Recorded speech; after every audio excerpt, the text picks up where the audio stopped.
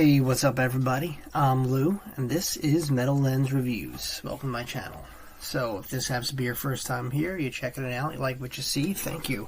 Please do me that favor of like, comment, subscribe. Really helps me grow the channel, spread it to the masses, and of course motivates me, provide you guys more content to watch. Alright, so this is the Real Talk segment of my show. It's a bit of a podcast where I just kind of pick a random topic or multiple topics and just go on and, talk about them. Really should have wrote a script, because as soon as the camera hits play, it's like, my memory's erased and I have no idea where to go. So I'm just going to make it up as I go along, and, hopefully it's, easy listening. Anyway, there is one topic I wanted to drop. Normally I start these things with some kind of relationship advice. I shouldn't be giving relationship advice, but I will say this. Never wait for a complete stranger. And what do I mean by that? Not someone who's in your friend group that you've been, seeking after. Not someone you've been building up on. Maybe you met someone online or whatever and you're kind of growing that, or a long-lost friend that, you develop feelings for. That's not what I'm talking about. I'm saying someone new. 9 times out of 10, these newbies, someone you have interest in, it comes out to be like a one-night stand. Very uneventful. Well, the night is eventful, and then when you try to actually build a relationship, it doesn't work out, because you guys either wind up being too different, you don't understand each other, there's no communication, yada, yada, yada. And these are a lot of issues I see. And, it might sound easier said than done and painful.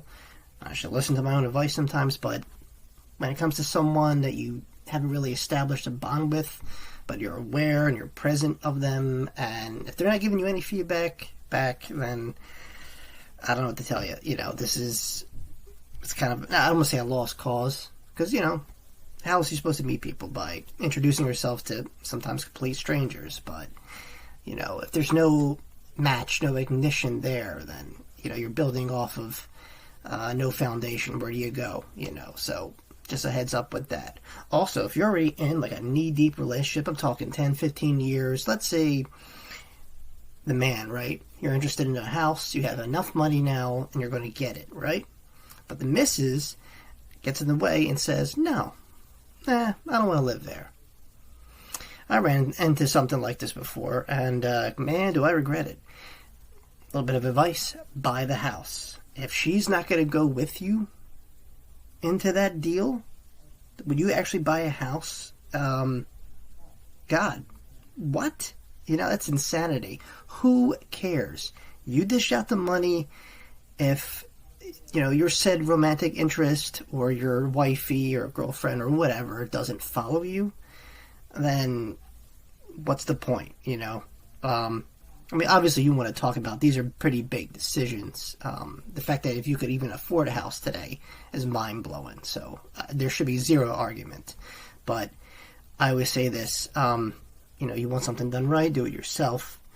You want to buy a house, don't wait. Don't, you want to satisfy and, make your partner happy or whatever, but at the same time, you can't wait forever when it comes to big opportunities like that, especially when the opportunity is right and the market's right. You have to strike. Don't beat around the bush. Don't wait for someone's validation or approval, especially when it comes to something like that. It's kind of like the old saying, if you build it, they will come. If you buy it, she will follow, or he will follow, or whatever, come on. It's a new era, full of uncertainty, and we're not guaranteed nothing, not anymore. You could live a straight edge life, fine tooth and comb, all that bullshit, and you could step outside your house and get killed. So all that would have been for nothing. See what I mean here? We're not promised greatness. We could achieve it. We could work really hard. But don't kill yourself. Worry about you, too. That's another topic I wanted to kind of dive into.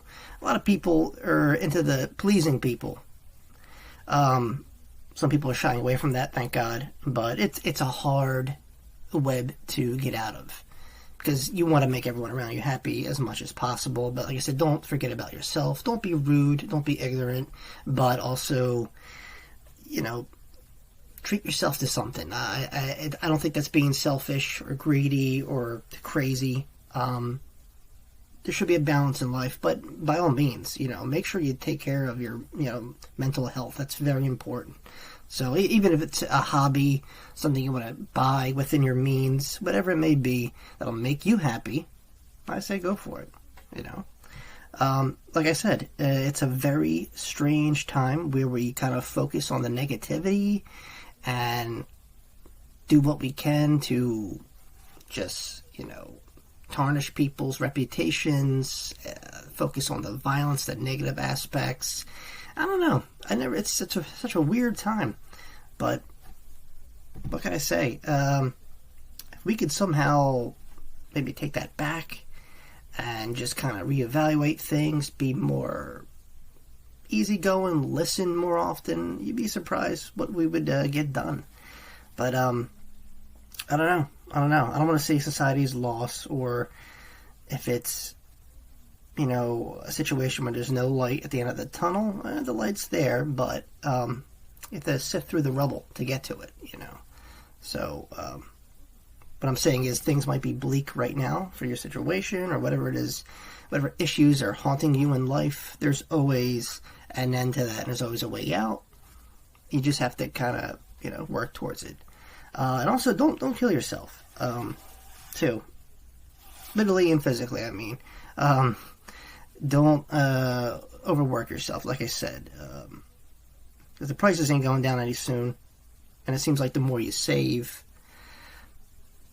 the less you have, for some reason. I don't understand this. This philosophy today is insane. If you're a hardworking entrepreneur, if you have a good, stable income that's growing, great, fine. And I guess, you keep doing that. But for the rest of us, the struggle's real, and you have to cherish those little moments to get you ahead, that get you through the day, obviously nothing's going to replace working, so you're going to have to, keep doing that, unfortunately, unless you, hit the lottery or something. But yeah, it's a very tough time to live and establish yourself and to find that American dream. It's almost like the American myth now. But I do believe you could better yourself, by continuing pursuing whatever dream it is. Even that seems such a far reach now. But, like I said, what are you going to do? Right now we're kind of caught between a rock and a hard place, and we're trying to kind of dig our ways out of that situation where, we have now tools such as this to, say our thoughts, but don't ever follow what other people. So what I mean is, and it sounds confusing, like don't be like a trend follower or compare your relationship, your situation, or your lifestyle to the influencer, especially the bigger ones. Us doing these little talks right now, we're all a little bit of an influencer or a content creator, and that's fine. That's great. That's a good way that's a good side hustle, I think. Unless you make it big, then you could grow on that. But in reality, like I said, it takes a very long time and a lot of dedication. But like I was saying, for example, I've seen someone document from the time they wake up to their routines throughout the day. And I really mean they document from the time they wake up. They have a camera at the base of their bed, so when they wake up, why do we need to see that? Who has a camera at 6 a.m. in the morning? I don't want to talk to anybody, let alone do a video introduction at 6 a.m. in the morning. I don't want to talk at all. I want a cup of coffee, and then I'll go on throughout my day. But that's just insane to me. We got to stop modeling after famous people, okay? Because we don't know their situation. They haven't. We're getting really edited results of how they got famous or whatever it is, whatever hardship story that they try to sell you. Let's be honest here. Don't compare yourself or model yourself, God forbid, after these well-to-do influencers. It's going to be a vicious cycle and probably lead to disappointment. And then you're going to question yourself, well, what's wrong with me? How come I can't do it? I'm doing all the things right. You don't know the setup. You don't know the situation. You don't know who's funding that person. There's a lot of factors. Look at movies. Movies always need a backer, not just a film. You could be a very creative filmmaker, have a brilliant writer, an entire set. Who's paying for all that? That's how it's made. Unfortunately, we're still a capitalist society, and will remain a capitalist society because money makes the world go round. And without that, nothing gets done. But no one really kind of talks about that because that's the boring aspects. You want to know what makes the special effects happen and all that stuff. Or, what John does throughout the day of his life. Is he going to a show today? Is he going to visit his girlfriend, surprise her with flowers? But you don't know, how did John get to that point in life? You don't know, Someone could have, he could have bought someone could have treated him to the flowers. And now, there you go, now he has flowers, And now you go out and you buy $50 worth of flowers thinking, I'm going to get the same results. It don't work like that because people are just born different, okay? So, please, do not copy or model yourself after huge influencers. I don't think, I should say that enough, just don't do it. That's make-believe life, okay? I have nothing wrong with, filming yourself or, doing talks like these, podcasts, something you're passionate about, but I don't want to see you 5:30 in the morning in full makeup, fresh, bright, and, ready to go. That's unthinkable. And not even the best Navy SEALs are that rich. You ever see them in the morning? Yeah, they're ready to go. They're ready to go kill someone. But, there ain't fresh as daisy when you wake up. That's just impossible. That's not how the body works. So, I'm sorry. But, like I said, it's just how technology is and the way it comes across. I mean, look at AI. You could bring back people that were dead and, have them talk and star in movies. AI is taking over, and I see positive and negative aspects. My biggest worry is of, getting it, when it becomes out of control. And what do we do then? How you tame that dragon?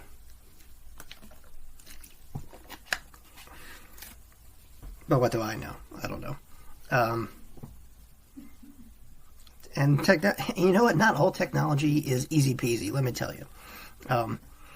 God forbid if you mess up your password. You could be like one letter off, but you're certain it was this way. Good luck. It's an insane downward spiral, and it just never ends. So, some technology makes me want to yank my hair out. Because it doesn't really necessarily mean easygoing. Let me tell you, it's crazy. But, I don't know.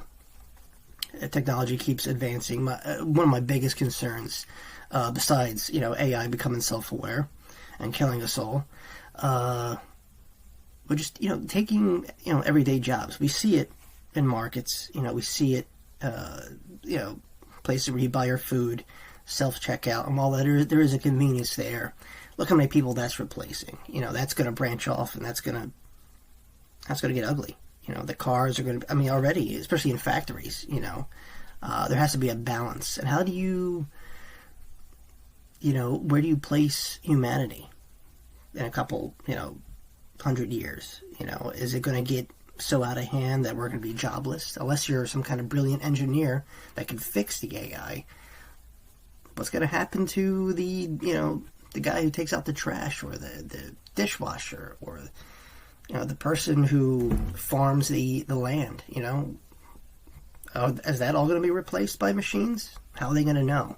Your doctors, it's enough. Doctors have a hard time empathizing with people. Imagine a machine try to diagnose you and feel any kind of sympathy. So yeah, the future's going to get really weird. So make sure you fasten your seatbelt. It's going to get really weird. Same thing when it comes to religion. once the religions, I think, stop fighting each other, it's going to be probably gone, right? Because, I mean, religion almost kind of seems like a relic. I'm still semi-religious. I believe in an afterlife and a higher being and all that stuff. But it's a second thought now.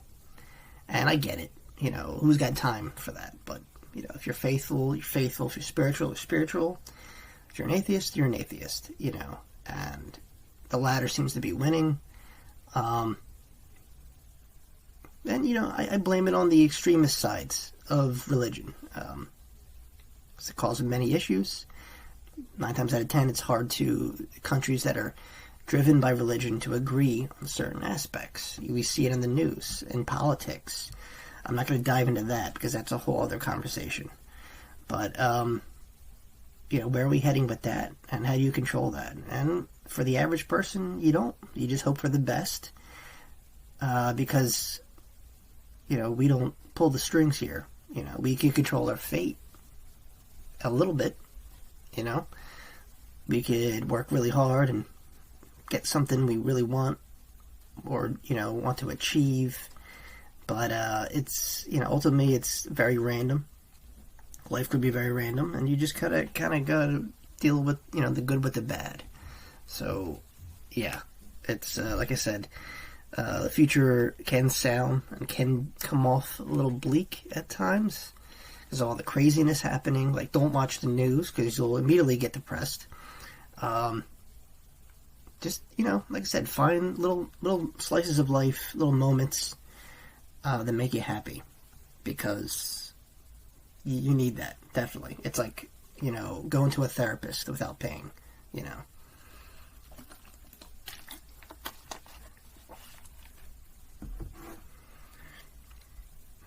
I mean, we're growing meat in labs now. I get it. People want to eat healthier and find other sustainable foods. But could we work on, you know, what we have now on the farms and, you know, sustainable, real meat? You know, I don't know. Scientists do better, you know. Find the funding somehow. Like, I mean, we completely cut off NASA. Like, we have to have private millionaires control what we do in space. And you might not think that's important right now, but I guarantee, you know, it's going to be bigger than just a joyride into space. Let me tell you, it's good. That's probably going to be our future. I don't know. I'm just saying. But, yeah, we live in some strange times, and a lot of people try to come to me for the answers, or, you know, for just therapeutic reasons, like, you know, hey Lou, what do you think? And I try to give my best advice I can. And this is coming from someone who should listen to their own advice. I have a hard time doing that. I'm getting better, though. But yeah, I do what I can. I love helping people. But like I said, you should also do things to help yourself. And it could be something tiny. Every small victory counts. I've said this before. Every little micro event that you win, it could be anything in life, video games, whatever that brings you that moment of happiness, no matter how small, take it and run with it. Because, you know, we're programmed today to get the whole slice of cake. And sometimes the whole slice of cake get further and further, and you just drag yourself through the waters, and you're going to drag yourself till you drown. And, you know, then what? What do you do then? You know? Now you're stuck. Don't kill yourself over little things. Don't sweat the small stuff. I sweat the small stuff. It's crazy. It could be a zombie apocalypse tomorrow, and I want to think nothing much of it. But I could go see a movie at 3 o'clock and leave the house by 2:45, and if I'm late, I start to sweat. Little things freak me out. And if you guys suffer from OCD too, you know what I'm talking about. Just, you know, little things that get under your skin and, you know, you really can't control. Well, you can't control the bigger things either, you know. So that's, you know, life is funny like that. So, you know, take it with a grain of salt and do your best. Try and be nice to people. I don't think I should have to tell you guys that. You know that already. And just, you know, try to live a happy, meaningful life, and surprised where it takes you. Even that, even acts of kindness seem like an exhausting flex today. You know, people would rather just be kind of self-isolated. And trust me, I get it. I'm an introvert. To engage in conversation, it's a bit of a struggle, but I feel like I'm getting better with it. And there you go. You know, it's these little factors that I mentioned. You gotta kind of find your place in life, and you know, especially if you're a provider. You know, then you have that kind of worry, like, oh, God, I provide for my family, this and that. If you're making it through, keep doing what you're doing, you know. Like I said, don't worry yourself too much, and you should be fine. You know, just, like I said, you got to find that one thing that makes you happy, even if it's something little, and it's going to keep you going, you know. Other than that, I think that's about it. I think that's all I want to cover. Yeah, I think it's about it, guys. Because I could ramble on for hours, but it would be senseless, you know, nonsense after that. I think there was another topic I wanted to cover. I'm not sure. Oh yeah. For example, I really believe this. Hobbies, no matter what it is, it doesn't have to be nothing big. It could be something, I don't know, writing in your phone's notepad or whatever, or I don't know, doing stuff like this. Like I said, everyone has the means to be a content creator. It's just time. And how do you make time? You got to find it. You know, it's difficult, especially if you have a family or multiple jobs. It could seem like an impossible task, but you know, do little short videos, whatever it is that gets you through. If you want to pursue that, you could read a book. Remember books? You know, paper books, not a Kindle. That seems like a fading media too, which is insane. All media, all physical media actually, including book reading, seems like a fading pastime. Like, you know, I grew up in an era where you could rent videos and stuff, and rent video games, you know, kind of try before you buy, and I miss it dearly. Now everything's streaming this and downloading that, and it's getting kind of annoying, if I'm being honest. But I guess that's part of the future, you know. I will say this. I like to write when I can. And whether it be for someone else's project, or my own, I try to give it my own twist to it. I like putting what I know. They always tell writers, write what you know. And I try to make it comfortable enough to make it coherent, make sense, and exciting. And, you know, that's cool because, like I said, reality could be harsh. We live it every day. But, you know, people turn to novels, you know, fiction, movies to escape the harsh reality of the world. And I think that's not being childish. I think it's healthy because sometimes you need a little bit of escape, even if it is a movie or a video game or reading a book. If you could get lost in it for just a little bit, I think it's worth it. I happen to be part of a really great team that are content creators, you know, we're working on a Marvel-esque comic kind of series, and it's good. I feel honored to be a part of it, and like I said, I try to give it the best I can, and you know, see where it goes. I think it's going to be a bright future, and yeah, it's exciting, and I encourage that with anyone. It doesn't have to be filmmaking, it doesn't have to be writing.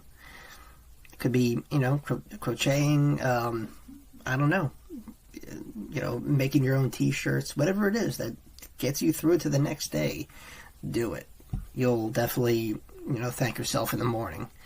Other than that, guys, you know, find love, find romance when you can. That's another fading thing. It's today it's a relationship of convenience and benefits. While some of that is important, I still think when you're with someone for such a long time, you should like them too. I think that's very important, you know. And people shouldn't confuse lust for passion or emotion, you know, because those things could overlap each other, and too much of one or the other could destroy a relationship. So make sure those three, the lust, the passion, and the emotion, that's all kept at bay and checked.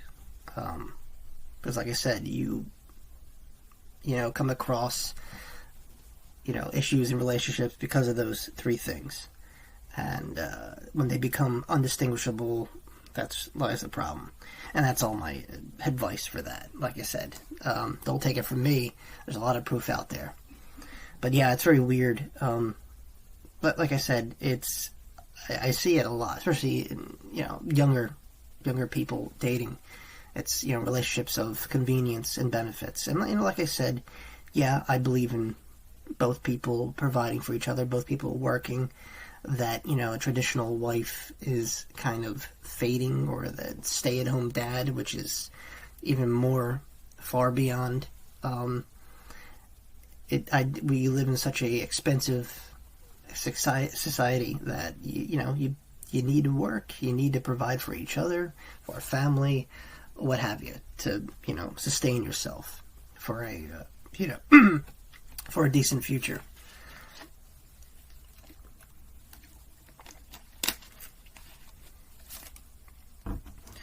And, lastly, like I said, just, be yourself. Do that more often. Like I said, stop being influenced by influencers. It's entertainment only, I promise you. No one has a perfect life like that. So, whoever you're following, whatever, and you're wondering, think what's going on with them. Maybe they don't have a family. It's just them. That's how they're able to save up money. Whatever it is, like I said, don't look up to your, I shouldn't, practical idols like boxers, sports individuals. That's different. That's more of endurance and agility and athleticism.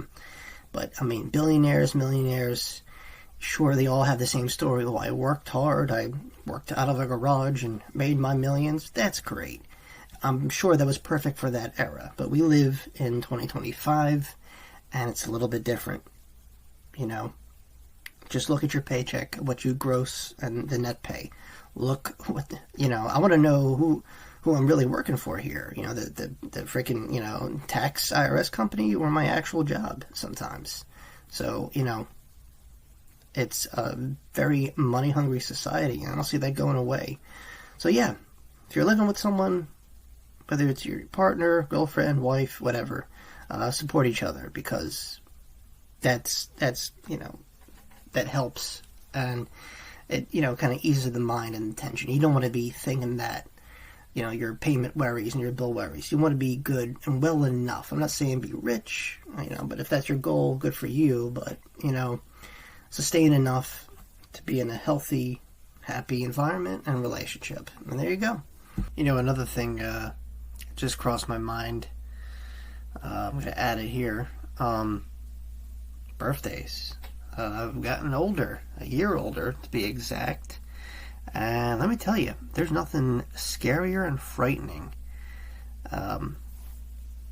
Before, if you're young, in your 20s, it's not really a problem. It's actually kind of exciting, I still go out and celebrate on my birthdays, and I'm going to keep doing it as long as my friends still show up, But for real, though, it is scary. Because at a certain point, you look at yourself, you're like, am I doing the right thing? Am I going to the right path? What happens next?